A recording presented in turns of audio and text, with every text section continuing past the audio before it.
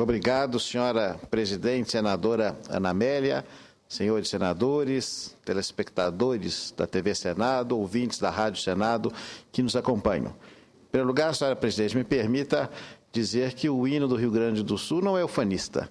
Ele retrata a grandeza de um Estado tão importante para a história e para o desenvolvimento do Brasil e que todos nós nos orgulhamos. E por isso, quando o senador Teomário relata que o gaúcho, ao cantar o seu hino, o faz com coração, com muito entusiasmo, como o mineiro também, ao cantar o Ó Minas Gerais, tem a mesma postura, é exatamente pelo amor que temos ao Brasil e à nossa respectiva terra. Antes de meu pronunciamento, também faço aqui coro à observação de Vossa Excelência, da questão das medidas provisórias que Vossa Excelência acaba de ler aqui, duas das tantas que são encaminhadas. Nós lamentamos. Nós sabemos que a medida provisória deveria ser feita em caráter excepcional, como determina a Constituição. E a exceção tornou-se regra dos temas mais relevantes. É interessante observar que uma nação mais complexa que o Brasil, como os Estados Unidos, por exemplo, vive perfeitamente um regime presidencialista como o nosso, sem essa figura. Aliás, lá o presidente não tem sequer a iniciativa das leis, cabem todos ao Congresso, e funciona muito bem. Aqui no Brasil nós temos um pendor ao chamado presidencialismo monárquico ou imperial, que termina, lamentavelmente, com essa verdadeira enxurrada de medidas provisórias, e que, felizmente, hoje, pelo menos, já tem uma tramitação que permite uma participação mais ativa do Congresso Nacional, o que não ocorria no passado, e pior ainda, no tempo do famigerado decreto-lei. Então, faço aqui essa observação preliminar e propedêutica, também endossando as observações de Vossa Excelência. Mas, eminente presidente, senadora Ana Amélia, me estimula esse pronunciamento, ainda que breve, ouvir hoje pela manhã vossa palavra e do senador Cristóvão Buarque, de um quadro que hoje vivemos e com muita lástima pelo Brasil. Acompanhamos sempre com tristeza igualmente o noticiário. A cada dia uma estatística pior do que a outra. Ora o desemprego, ora a recessão, ora o PIB negativo, ora a inflação, ora a desesperança das pessoas. E, lamentavelmente, nós não notamos uma resposta efetiva por parte do governo federal para enfrentar esse verdadeiro tsunami de más notícias, pela ausência absoluta daquilo que seria o primeiro passo fundamental para o combate a esse quadro, qual seja um processo vigoroso de planejamento. Eu, pessoalmente, eminente senadora Ana Amélia, tenho muito apreço pelo Instituto do Planejamento, especialmente no setor público. Ele é imprescindível. Se nós observarmos a história das nações, o desenvolvimento das nações, que hoje tem um grau superior ao Brasil em relação ao seu desenvolvimento, podemos ali aferir de maneira muito clara o empenho, o denodo, a dedicação e o esforço daquela sociedade em prol do planejamento. Não um planejamento soviético, compulsório, também já ultrapassado, mas um planejamento que possa integrar o setor público ao setor produtivo e termos metas, objetivos, de maneira racional e de forma a serem acompanhadas essas metas para alcançá-los. Falava o senador Cristóvão Buarque aqui, há poucos instantes atrás, da tribuna, exatamente sobre o modelo de desenvolvimento que se iniciou e deu muito certo à época pelo presidente Juscelino Kubitschek, nosso grande conterrâneo de Minas, um presidente que ficou no ideário, na cultura e no imaginário de todos os brasileiros, não só pelo seu amor à democracia, pela sua postura liana, alegre, cordial, mas, sobretudo, pelo grande empreendedorismo que envolveu o Brasil todo ao seu tempo, os chamados anos dourados. Juscelino, eminente presidente, tinha um binômio no seu governo. O seu planejamento se baseava fundamentalmente na ideia energia e transporte. E se nós verificarmos hoje o processo de interiorização do Brasil, devemos isso ao seu esforço, inclusive a essa capital que aqui estamos nesse momento. A energia e transporte como sustentáculos de uma política nacional de infraestrutura imprescindível para o desenvolvimento nacional. Lamentavelmente, o planejamento foi afastado, esquecido, olvidado ao longo dos anos e ao longo das décadas. E hoje no Brasil tornou-se uma palavra simplesmente esquecida em uma gaveta burocrática. Se nós perguntarmos onde estão os planos nacionais de desenvolvimento, o plano plurianual, tudo isso se transformou em peça burocrática, em uma peça sem nenhum valor e sem nenhum respaldo na sociedade.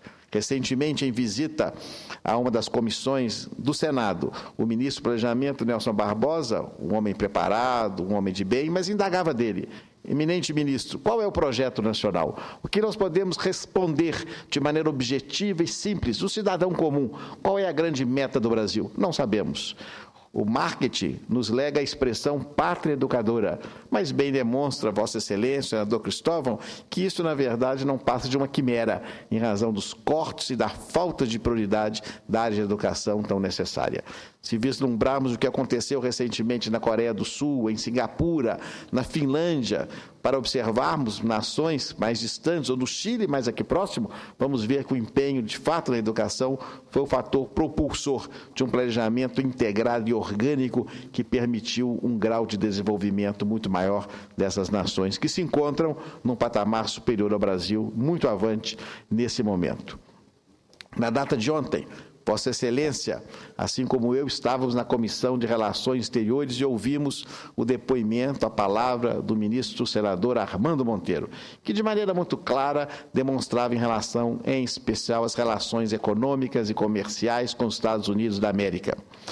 E demonstrando ali de maneira muito feliz para nós que o comércio, senador Zé Medeiros, com os Estados Unidos da América, em relação ao Brasil, tem desenvolvido em relação a produtos manufaturados. O Brasil exportando não commodities, mas exportando produtos manufaturados, produtos semi-manufaturados, produtos de tecnologia, agregando valor à nossa produção. Este é o nosso futuro.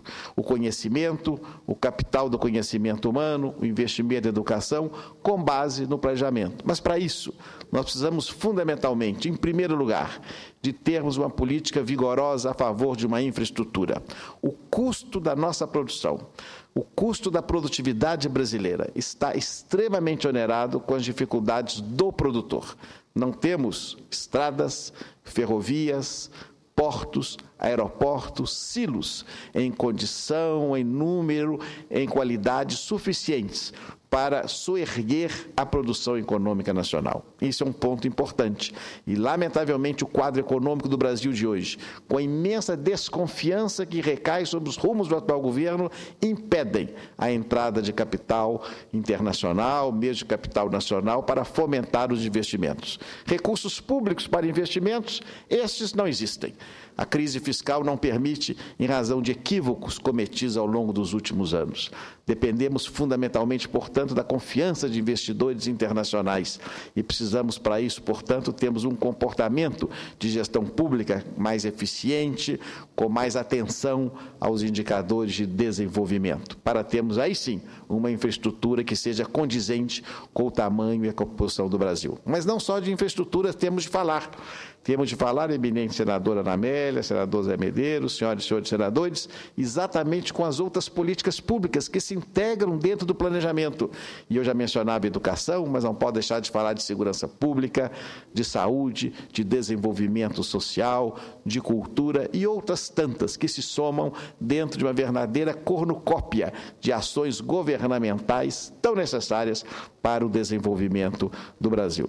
Desse modo, é exatamente essa referência a esse quadro adverso que hoje vivemos no Brasil, que faço aqui esse registro, ainda que singelo, exatamente com o objetivo de alertar que sem planejamento, sem uma cooperação holística das ações governamentais, lamentavelmente nós não teremos um futuro promissor e continuaremos a coletar tão somente notícias ruins como estamos vendo ao longo dos últimos meses. Portanto, eminentes presidente, senadora Ana Amélia, vamos trabalhar e tenho certeza que o Senado Federal, o Senado da República não se furtará, em nenhuma hipótese, a se desdobrar em seu papel, não só legislativo, mas também de fiscalização e de contribuição para que o desenvolvimento nacional volte e os anos dourados de JK, que tanta saudade fazem à consciência e ao imaginário brasileiro, possam ser também um porvir o mais próximo possível. Escuto a parte com muita honra do senador Zé Medeiros, do Estado de Mato Grosso. Senador Anastasia, sem confete algum, como Vossa Excelência engrandece o debate, como Vossa Excelência engrandece essa casa com seu preparo. Vossa Excelência fez um diagnóstico perfeito, eu diria uma ressonância do quadro pelo qual passa o nosso país. Recentemente, na última reportagem da Veja, justamente a responsável por esse setor de relações comerciais com outros países, uma norte-americana, agora não me lembro o nome, mas ela dizia justamente sobre esse quadro, perguntando-se como o Brasil poderia fazer para melhor se relacionar com outras economias. Ela foi objetiva e disse: retirem os obstáculos. E esses obstáculos vêm, na maioria das vezes, por falta dessa visão que Vossa Excelência bem descreveu, falta de uma visão holística. Parece-me que nós vivemos compartimentado nas ações. Existe um retrabalho muito grande e isso traz um prejuízo, isso vai tornando o Estado pesado e a economia vai ficando difícil de caminhar. Recentemente, o senador Blairo Maggi, aqui nessa tribuna, falou que nós estamos perdendo a guerra contra o papel. Ele falava do quanto esse país está travado pela enorme carga burocrática. E aí vem junto com isso toda essa falta de infraestrutura, a falta de, vamos dizer assim, a falta de tudo, nos deixa bem aquém no cenário internacional. Vossa Excelência citou também sobre como alguns países, através da educação, eles se catapultaram a atores importantes no cenário internacional, como Coreia, aqui cito o Japão também, e me permito aqui a relembrar daquela crise que o Japão passou quando daquele tsunami. A gente via obras com menos de um mês já sendo refeitas. E aí a gente cabe aqui chorar que nessa Copa agora as obras que eram para ficar prontas para a Copa, no meu estado, por exemplo, ainda estão lá, céu aberto, aqueles cemitérios de obras públicas. Então temos muito a avançar e a gente precisa continuar e fazer esse debate aqui. E o discurso de Vossa Excelência não pode ser sozinho, não pode ser a voz que clama no deserto, não pode ser o João Batista, porque é esse alerta, é essas questões pontuadas aqui que precisam ser resolvidas para que nós possamos desenvolver a passo largos. Muito obrigado. Muito obrigado, senador Zé Medeiros. Agradeço profundamente as suas palavras, incorporando-as totalmente a nosso pronunciamento. E quero dizer que Vossa Excelência, em vossa parte, toca também questões muito importantes. Permita-me só pensar dele o exemplo que foi o caso recente japonês. Em 2011, Vossa Excelência lembra, o Japão foi acossado por um terrível terremoto seguido de tsunami com destruição da infraestrutura. Em poucas semanas, toda essa infraestrutura foi reconstruída. Aqui no Brasil, ao inverso, quando nós temos uma enchente, uma destruição, uma ponte elevada, essa ponte fica 1, 2, 3, 6, 10 meses, 1 ano, 2 anos. À época, tive a oportunidade com o governador de Minas Gerais de levar uma proposta ao Tribunal de Contas da União para a criação de um novo segmento, o chamado direito administrativo da emergência, exatamente com o propósito de retirarmos obras decorrentes dessas calamidades públicas das regras comuns e permitindo uma ação imediata, que muitas comunidades, tantas vezes, ficam isoladas, ilhadas e sem condições de terem a mínima qualidade de vida em razão de desastres naturais. Mas a dificuldade no Brasil, e Vossa Excelência toca bem, é o nosso amor exagerado à burocracia. Colocamos em um altar o que o senhor chama de papéis, a papelada na linguagem singela do nosso cidadão comum. Tornou-se um tormento.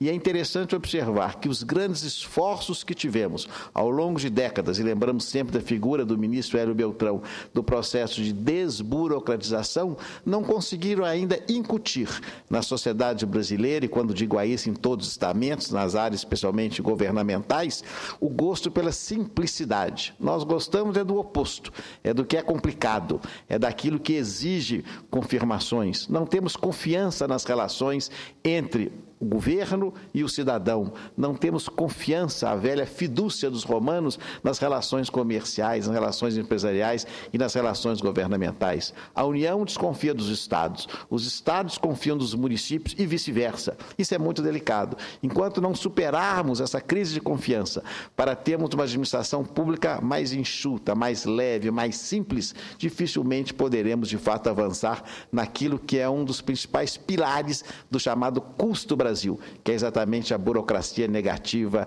esclerosada, exagerada e tão decrépita e que atrapalha demais a vida nacional. Agradeço muito a parte de Vossa Excelência e concluo, eminente presidente, senadora Ana Amélia, esse meu pronunciamento com a esperança. Sou otimista por natureza de que vamos superar esses entraves, porque o tema da gestão pública, que é o núcleo duro de todo esse esforço, já faz parte da agenda nacional. Vimos ontem a iniciativa do nosso presidente, senador Renan Calheiros, na concepção da autoridade fiscal, um belo passo exatamente com o propósito de parametrarmos as ações governamentais em uma nova frente, exatamente com o objetivo de termos uma moldura para a ação governamental e de responsabilidade fiscal, que é tão importante e que foi um legado tão belo e tão relevante para o Brasil do nosso presidente Fernando Henrique Cardoso. Muito obrigado, senhora presidente.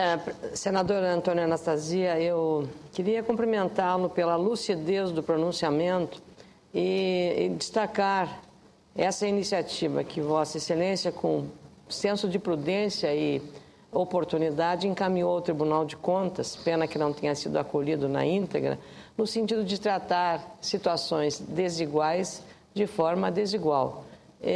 No caso da emergência, a própria Defesa Civil, em casos de emergência, e se estivermos num período eleitoral que são proibidos gastos ou empenhos, permite, em caso de emergência, pela Defesa Civil, quando decretada a emergência, liberar o recurso necessário para socorrer um determinado acidente, seja climático, seja de qualquer natureza. E, por coerência, a proposta de Vossa Excelência entra na mesma lógica, que você precisa tratar de maneira diferenciada as situações de emergência das situações normais. Então, certamente, isto contribuiria muito para reduzir esse mal e esta chaga que nós temos, que é a pior doença no setor público, chamada burocracia. Ademais, também, sobre esse enfoque ao planejamento, eu lembro que quando cheguei a esta casa, uma das primeiras iniciativas foi uma audiência pública em que um representante de um setor, se não me engano, da Confederação Nacional da Indústria, mostrava a relevância do que era o planejamento para o próprio setor privado se organizar em políticas públicas, porque para investir mais em determinado setor é preciso saber qual é a linha e o que está se fazendo para instalar uma indústria num setor que depende de estradas ou depende de um porto eficiente. Pois naquele momento a frase seguinte era esta: quem planeja pode acertar, quem não planeja nunca acerta.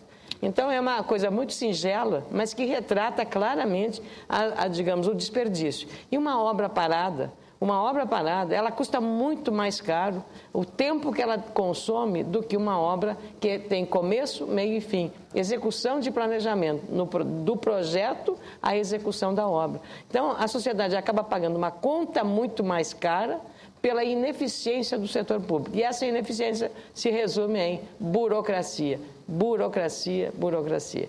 Parabéns, senadora Anastasia. Muito obrigado, presidente, senadora Ana Amélia, pelos esclarecimentos e ponderações de Vossa Excelência, que são, como sempre, muito lúcidas. E Vossa Excelência tem toda a razão. Nós somos muito assodados, somos muito apressados, nós não gostamos de planejamento, queremos resolver tudo. E, lamentavelmente, aí, como a senhora, Vossa Excelência, bem comenta, nós pagamos um preço muito alto. Mas muito obrigado, agradeço muito, porque enriquece muito esse nosso pronunciamento, as lúcidas observações da nossa eminente presidente. Muito obrigado.